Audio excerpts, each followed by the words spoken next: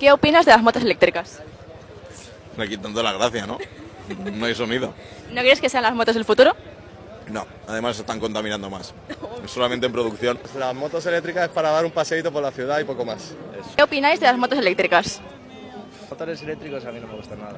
¿No creéis que sean las motos del futuro? No, y aparte yo creo que lo eléctrico en los motores no tiene nada de futuro. Lo único eléctrico pues eso, la nevera y las Los cosas, electrodomésticos. ¿Qué opinas de las motos eléctricas?